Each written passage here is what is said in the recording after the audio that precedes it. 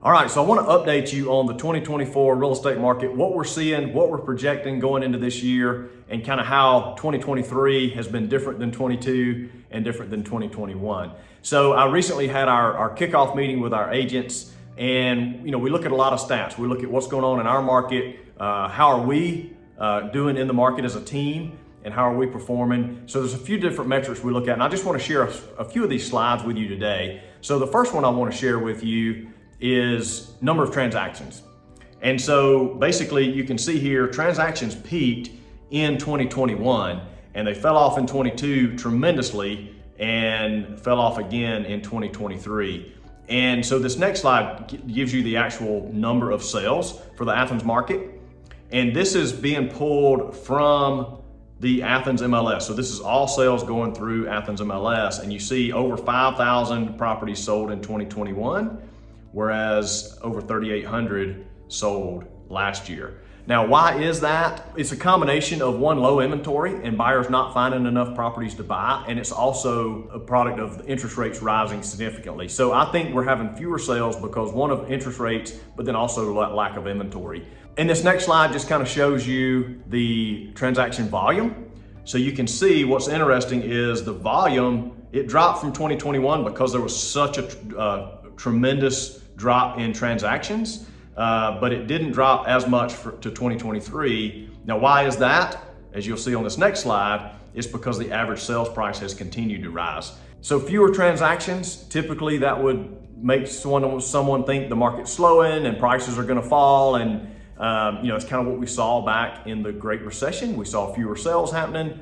A lot of things out there for sale, nobody was buying, and prices started to drop. Well, this time we have low inventory, and yes, there are fewer transactions taking place, but because the inventory is so low, the prices have continued to rise. And you'll see that on this chart where prices have continued to rise year over year.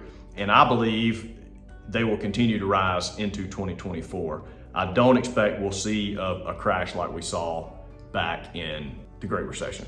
The last slide I want to share with you basically is days on market. So we are seeing that homes are sitting on the market just a little bit longer. Now, historically, still not a long time, but they are sitting a little bit longer. And 2021, median days on market was 15 days. And that's when we would see houses literally go under contract same day or next day. So we're getting back to a little bit of normalcy on days on market. We're seeing some properties sit a little longer, take a little longer. And that's just basically because the demand is not what it was in 2021 when rates were 3%.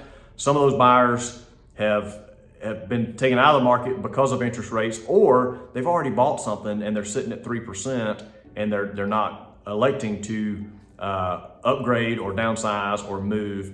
There are still people moving. There are people that have to move due to a job, due to a family life event, divorce, wedding, new children being born, whatever the case may be. People have to move for certain reasons. They're still moving. So properties are still moving, properties are still selling. Some people are renting and they decide to buy. So things are still moving, but just at a little slower pace than we saw. So moving into 2024, what do we think? I'm optimistic that spring's gonna be good. We're starting to see rates trickle down, which has helped people a little bit from last year. And again, with inventory being low, I think prices are gonna still hold. And I think we're gonna have a good spring, but time will tell. If there's anything you need from us, you have specific questions about the market, feel free to reach out to us. Happy to help you out.